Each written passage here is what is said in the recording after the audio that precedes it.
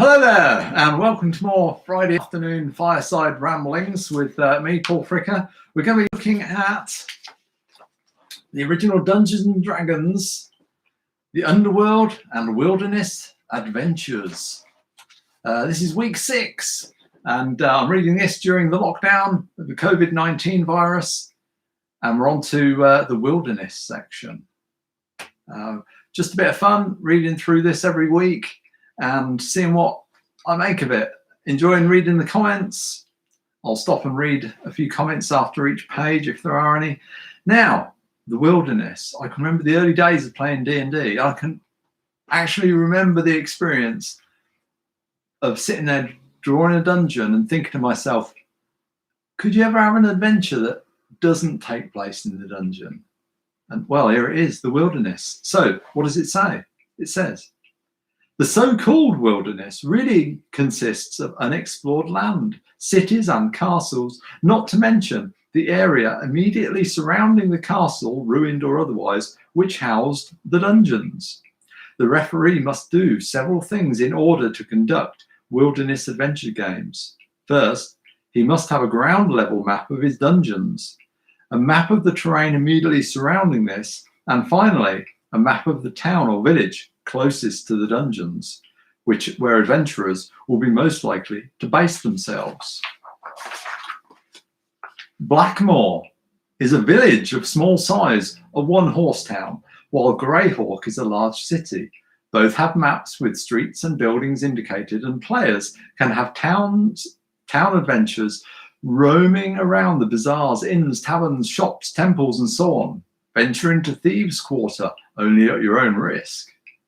The terrain beyond the immediate surroundings of the dungeon area should be unknown to all but the referee. Offhand adventures in the wilderness are made on outdoor survival playing board. Explain below. Exploratory journeys, such as expeditions to find land suitable for a castle, or in some of the legendary treasure. To find suitable for a castle or in search of some legendary treasure are handled in an entirely different manner. Now, what's this about an outdoor survival board? Outdoor survival has a playing board perfect for general adventures. I think outdoor survival is a game in itself, right? Catch basins are castles, buildings, and towns, and the balance of the terrain is as indicated. Okay. Yes, I'm not quite sure what I'm being presented here, but a bunch of stuff about outdoor survival and outdoor games. So there are castles, as stated.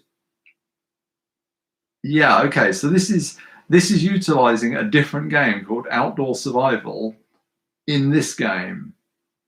Bit confusing if you're not familiar with Outdoor Survival already. Okay, so Ralph says he has Outdoor Survival. It's an Avalon Hill game. That makes sense.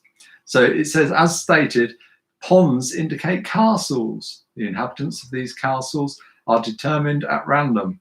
Occupants of these castles will venture out if the party of adventurers nearby. So basically, it's a way of of kind of utilizing another game into this game and like modifying it for use in Dungeons and Dragons. Okay, so as I don't have that at hand, I'm kind of going to skip that bit, I think. But there's stuff about fighting men, guards, the referee's map. The referee's map, a wilderness map unknown to the players. It should be for the territory around the dungeon location, so very much based about the dungeon. When players venture into this area, they should have a blank hexagon map. And as they move over each hex, the referee will inform them as to what kind of terrain is in that hex. The old, no mention of hex crawl here, but I think that's what we're talking about. This form of exploring will eventually enable the players to know the lay of the land in their immediate area and thus be able to select a site on which to build their castles. Castle building and its attendant requirements will be covered hereafter. A lot of stuff about player characters building their own castles. Exploratory adventurers are likely to be the most exciting, and the incorporation into the campaign is most desirable. Exploration by foot is at normal speed. Horse parties will travel at the speed of a draft horse, and the exploration by air will be at half normal flying speed. Okay, so then we get a chart, of course, about the number of hexes you can go. A man on foot, 3 hexes. A dragon, 24 hexes. A carpet, 30 hexes. I'm guessing flying carpet. Yeah, so all sorts of different rates of movement. Gonna try and speed through a bit of this. Let's see. Then there's rules about terrain penalties and rest and so on. This bit just caught my eye under rest. All creatures must rest after 6 days of movement. Rest must be at least 1 full day. Seems reasonable. Exception. Dragons who travel for 3 weeks must sleep 1 full week if their mode of travel was walking, and they must sleep for 3 full weeks if their mode of travel was flight. So fly 3 weeks, rest 3 weeks. It's the way it is. I can't change that. Wilderness monsters, sighting monsters. Players will see monsters at from 40 to 240 yards, in brackets inches convert to tens of yards for the wilderness rather than tens of feet in the dungeon, unless the monster has surprised the characters. And then stuff about surprise. Lost parties, there's a chance of being lost. Wandering monsters, at the end of each day, in brackets turn, the turn outside in the wilderness is a whole day, the referee will check to see if a monster has been encountered. The matrix below is for travel afoot or mounted. For travel afloat or in the air, roll 2 die rolls are made. A 5 on the first one indicates an adventure in the midpoint of the day with waterborne or aerial monsters. The 6 on the second die indicates that there is a normal adventure at the end of that day. So encounters kind of fall at regular intervals. And then we've got a whole page given over to wilderness wandering monsters for different types of terrain, woods, rivers, swamps, different types of things you can encounter. Yeah, basically a big chart of random things that you can meet on your wilderness adventure. Oh, what do you know? There's another page of it. Yep. And then stuff about evading in the wilderness. How you evade. Quite detailed rules about how you evade encounters in the wilderness. It's all quite kind of abstracted, really. Percentages of your party size. Yes, and yes, it does go up to 25 or more people. But your average party, 4 to 9 characters, I'm guessing, mounted or on foot. Number of monsters encountered by the party, and then chance of evading. Okay. And then we get to construction of castles and strongholds. This is one of the bits that I remember reading before and thinking, who does this? But it's all down here. At any time, a player stroke character, not player character, wishes, he may select a portion of land or a city lot upon which to build his castle, tower, or whatever. The following illustrations are noted with the appropriate cost in gold pieces. Each player who builds should draw an extra set of plans and specifics for the referee. Surprises, intakings, sieges, and so on can take place. And here's a kind of a guide to how to plan the architectural map of your construction. Great keeps, barbicans, barbettes, small towers. A little little diagrams of it all there, so you can draw your own little castle. And then specialists. There are a number of specialists available to those in positions of power with their own strongholds. The list is merely typical, and the referee can modify it as he desires. So there are various specialists, alchemists, armorers, assassins, animal trainers, and so on, and their cost per month. A ship's captain, 250 gold a month. An engineer, 750. What's the most expensive? An assassin, 2,000 gold a month. Do you need to hire him for the month? I don't know. Oh no, per mission, 2,000 per mission. Everybody else is per month, but a spy and an assassin you pay per mission. Let's just see what it says about the assassin. That's the one that's caught my eye. Assassin. The role of this hireling is self-evident. The referee will decide what chance there is of his mission being accomplished by noting the precautions taken by the intended victim. Assassins are not plentiful, and some limit on the number employable during any game year must be enforced. Seems fair. And then we have men-at-arms. Hired fighters can be men, dwarves, or elves. Not gnomes, not gnolls, just those. Chaotic characters may wish to employ orcs. Madness. Orc support and upkeep is only half that of a man. I guess lower standards, I don't know. Men-at-arms require support and upkeep as follows. And then we get another chart. So depending on they classify as a non-fighter, a light footman, archer, and so on. And then their monthly cost in gold pieces. Okay, so a man can fall into any category, but for example, a dwarf can only be a heavy footman or a crossbowman. An elf can only be a heavy footman or an archer. All right.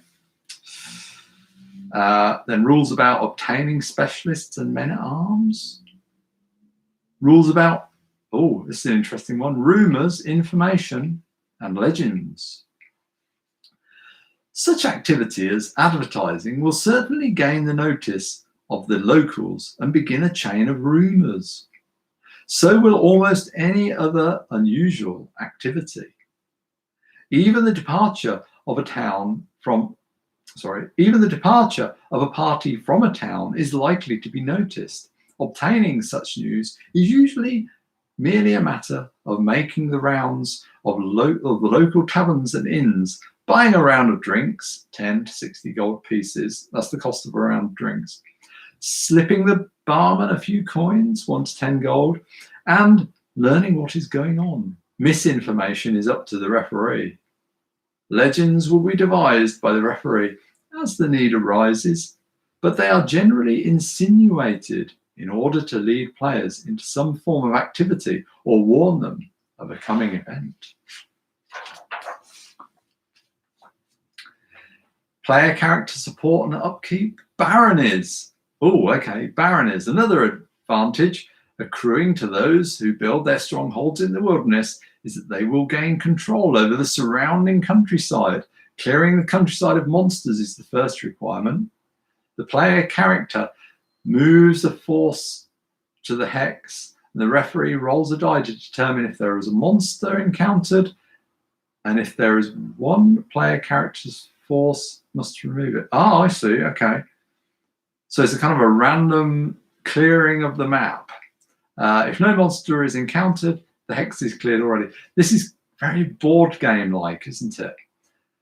Territory up to 20 miles distance from a stronghold may be kept clear of monsters once cleared. The inhabitant of the stronghold being considered as sufficient to maintain the monster-free status. Within each territory, there's 2 to 8 villages of 100 to 400 inhabitants. The population will bring in an annual tax revenue of equal to 10 gold pieces each. And then you can invest in road building, canals, inns, what else? Animal breeding, sea trade, tourism. Marvelous. Now, best heading probably in the book, maybe the best heading in any D&D book ever here. The angry villager rule, underlined. Anyone who has viewed a horror movie is aware of how dangerous angry villagers are. Whenever the referee finds that some player has committed an unforgivable outrage, this rule can be invoked to harass the offender into line.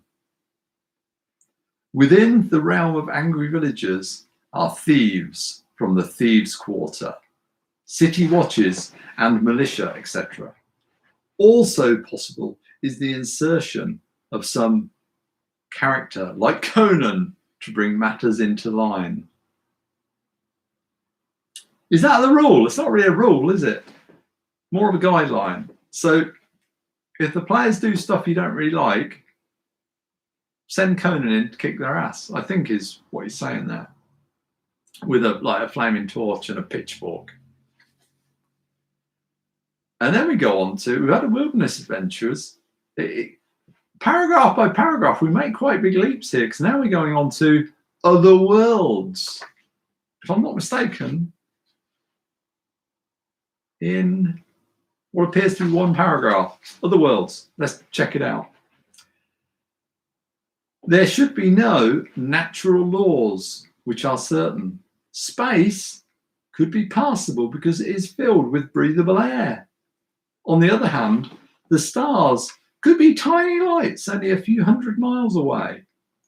Some areas of land could be gates into other worlds, dimensions, times, or whatever. Mars is given in these rules, but other fantastic world or setting could be equally possible.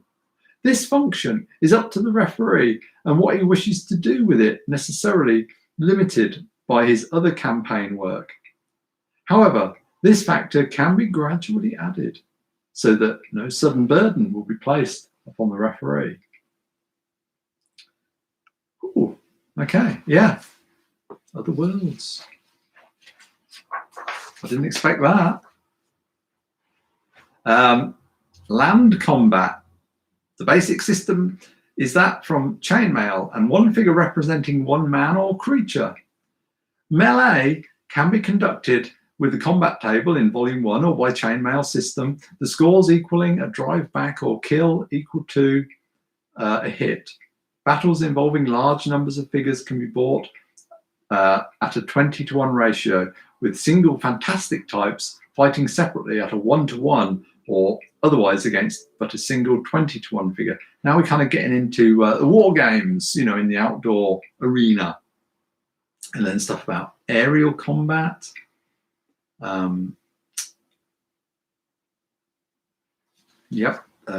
Playing area, paper counters, and the hexagon or staggered square playing board should be used in these cases where it's not possible to use miniature figures.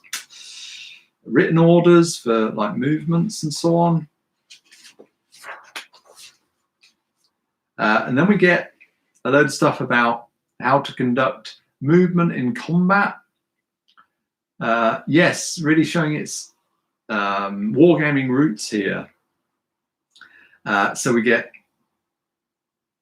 for aerial combat, for different types of creatures, from sprites to men on flying brooms to cockatrices to chimera to giant reptiles, the number of turns they can move, number of turns per move, sorry, or the number of spaces between turns, what they do when they dive and they climb. I'm not going to read all this in detail. Air to ground, ground to air, hits on flying creatures. So, you know, it's a whole kind of sub game in itself. I don't know how well it works, or I'm guessing he's kind of adopted some role-playing game rules that detail all this stuff. and just modded them slightly and described them here. Because here's another large section, and I can remember reading some other like OSR, what's the term? OSR games, right? That featured naval combat, and I was thinking, well, why have they featured that? And then you like read this, and you go, oh, that's why they featured naval combat. This is in White Box D&D. So there's a whole section on naval combat, types of vessels and movement, and charts with sailed warships, boats, raft, galleys, oared movement, slow, cruise, fast, sailed movement. Some stuff I don't really know what it means. Broad reaching, quarter reaching, beating, all these kind of wargaming, seafaring terms. And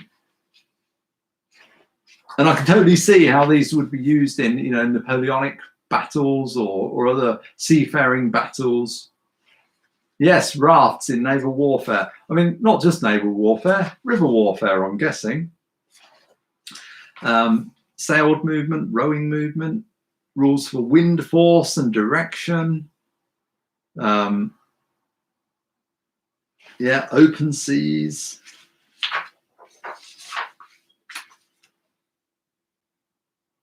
Ramming speed. Medieval ships were not generally ram equipped, but there is a possibility of running into ram equipped vessels. So we offer brief rules for conducting a ram. The ramming ship must have its mast lowered. Ramming speed is fast.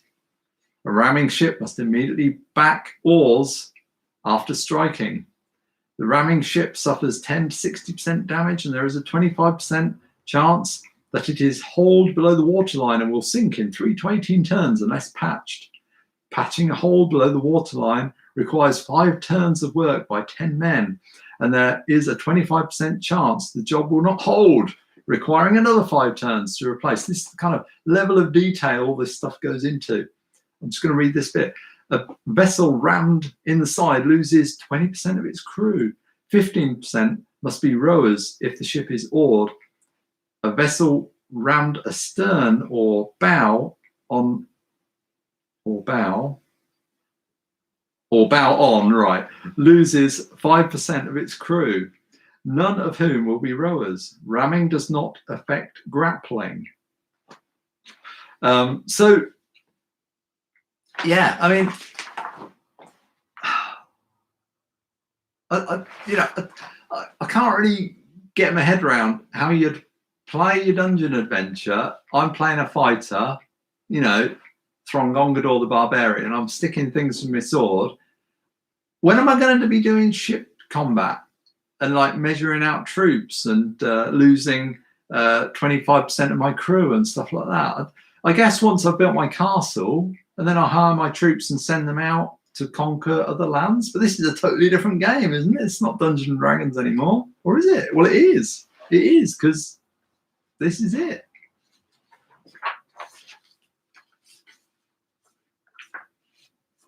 Yes. Who is it? Rick comments, interesting that we can't assume anything about space. The stars could just be little lights 100 miles away in the sky. But all combat is very naval based.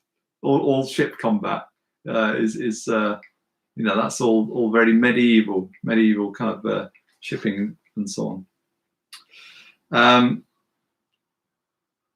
Yeah, I can't be doing with all this madness. Right, so let's move on. Because the other thing about reading this book, I don't know if it's the printout I've got, or if this is how it was in the original ones. And I must say a thank you here to somebody who contacted me on Twitter, Norman, if you're watching. A big thanks to Norman, who offered to post me a bunch of actual authentic versions of these rules and the Greyhawk and so on. A massive thanks. But I'd say no, because I was just worried that they might get lost in the post, or I'd be responsible for them. But it would be great to handle them. So I'll make do with the PDFs, but thank you, Norman. because what I was going to say was it's sometimes hard to know when we're moving on to another major section. The way it's laid out, it's not always clear. So now we get a section called melee.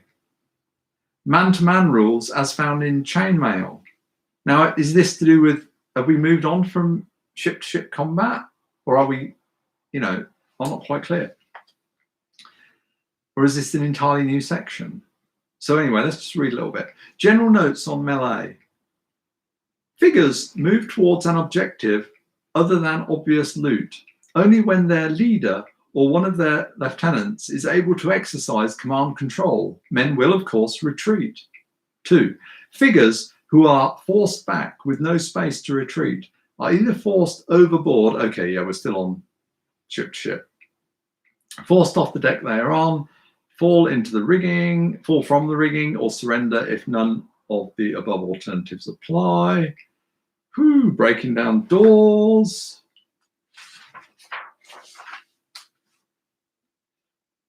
Command control, while barbaric warriors such as Vikings, a bit judgmental, do not suffer from lack of command control, more civilized troops do. It is necessary that a leader or one of his lieutenants be nearby to issue orders to the men involved in shipboard melees.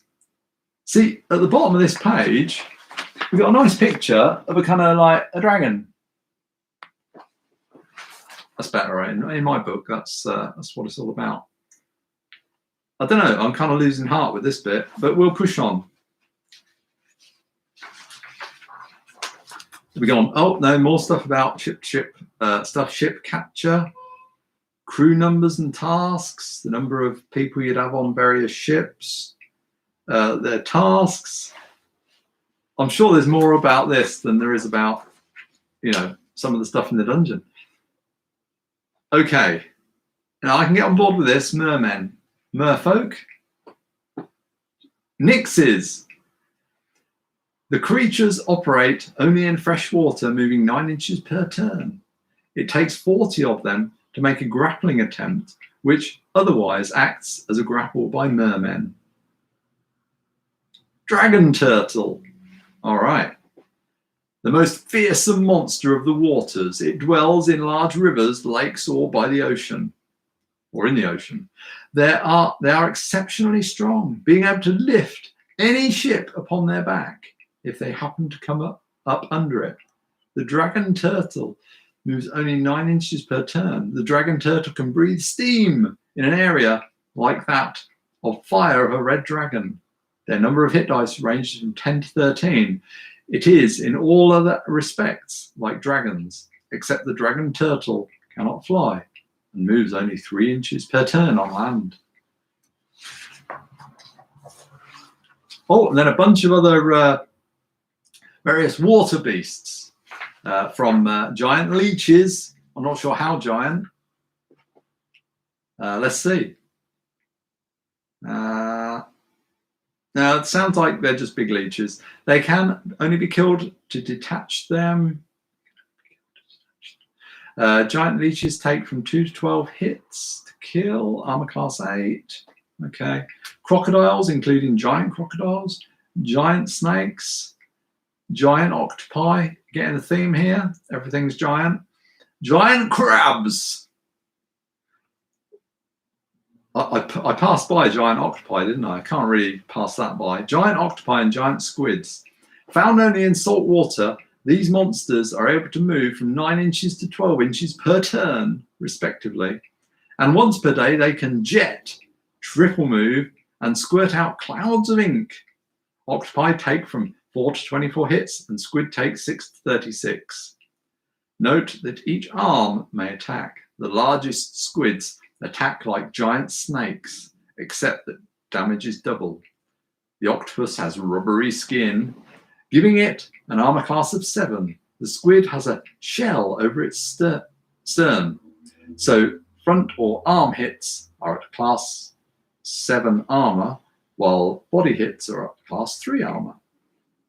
Giant fish, blah, blah, blah. Okay, and then finally we come to, well, not quite finally, we've got a couple of pages left. we come to a section here, healing wounds. Now, this is what I meant about, it's not always quite clear to me. Are we starting a new section? Is this still stuff about ship combat, or is this just general healing wounds? As noted previously, energy levels can only be regained by fresh experience. But common wounds can be healed with the passage of time or the use of magics already explained. On the first day of complete rest, no hit points will be regained, but every day thereafter, 1 hit point will be regained until the character is completely healed.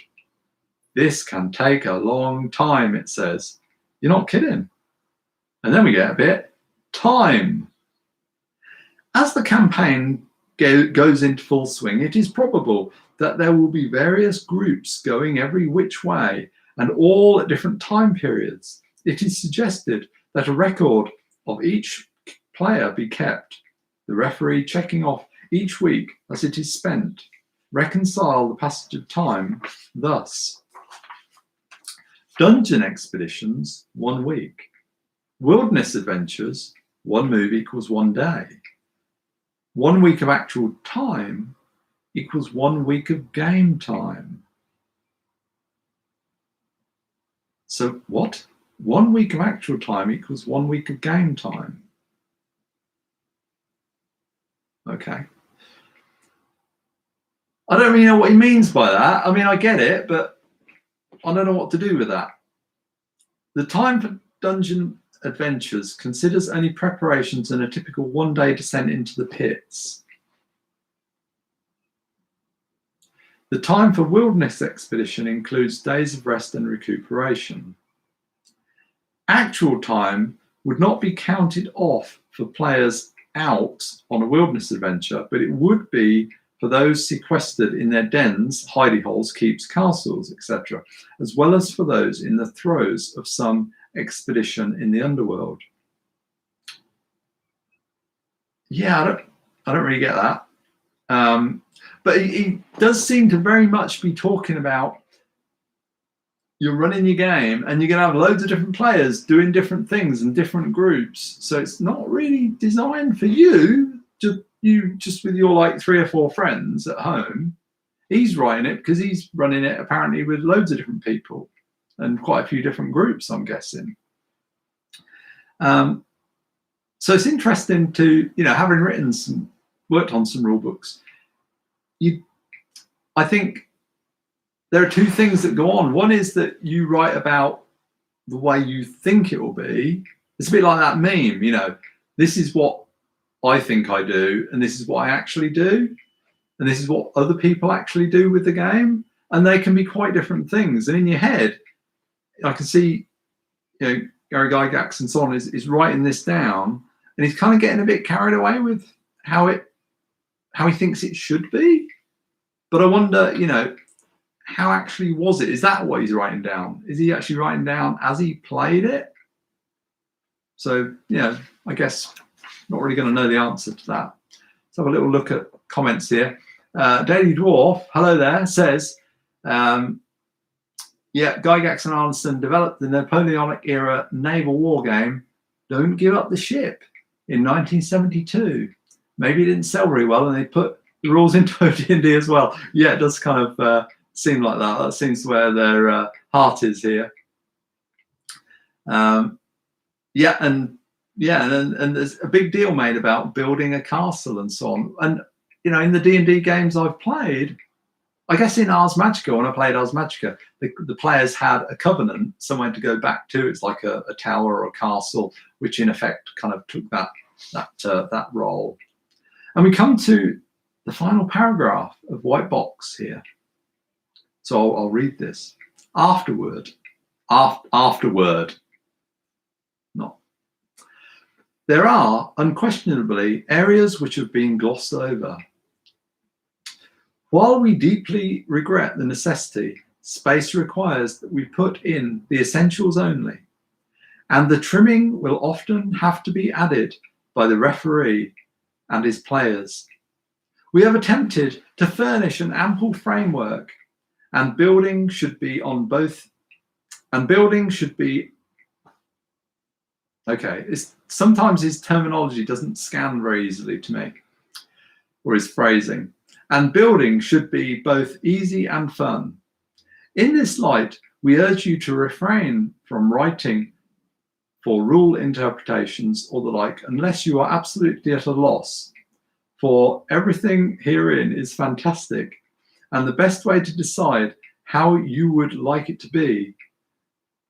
Ah, I see. So he's saying, when he's saying writing, don't write letters to me, just make stuff up yourself.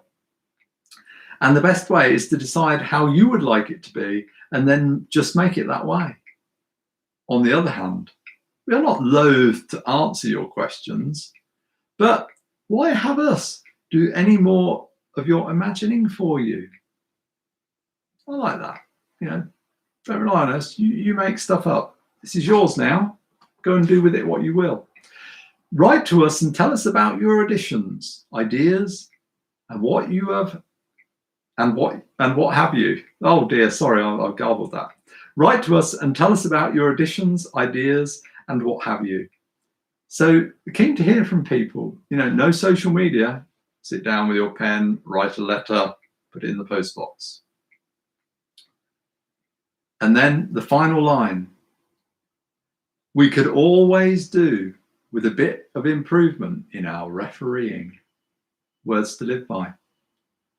And the final picture. Fight on! Words of inspiration. So,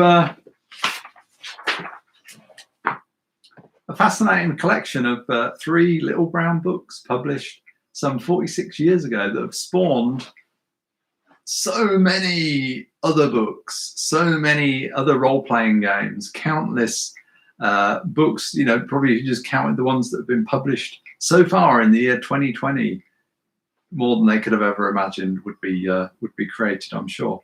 And you know, I'm of a mind that, you know, it all does seem to come from this. I might be wrong. Maybe there are other influences, but this seems to be where it all began. And I've enjoyed reading through it. It's been some food for thought.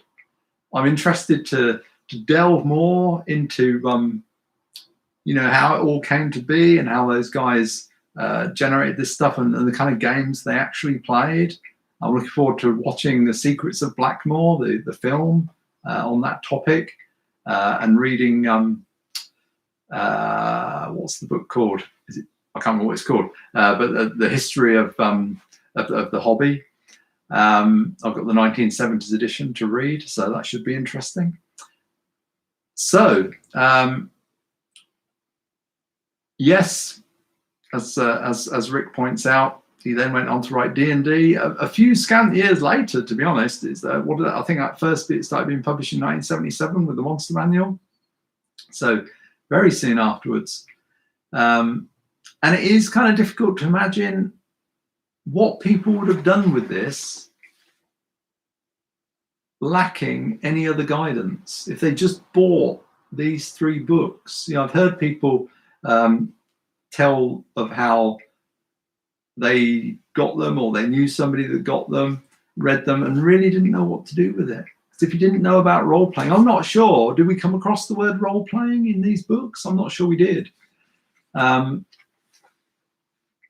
now we get those passages at the start of role playing games saying, what is role playing?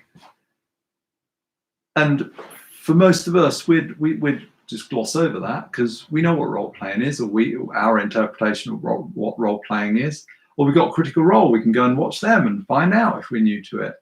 But back then, you know, and it says, actually it doesn't say, but on some of the editions it mentions war games on the cover. They're using war games rules. So is it a war game? I don't think the word role playing game had been invented yet, but that's what it is. Well, enough gabbling from me. So that concludes the Fireside Ramblings. It concludes the delvings through White Box D&D. I hope you've enjoyed these 6 episodes that I've done live from my fireside. Happy gaming.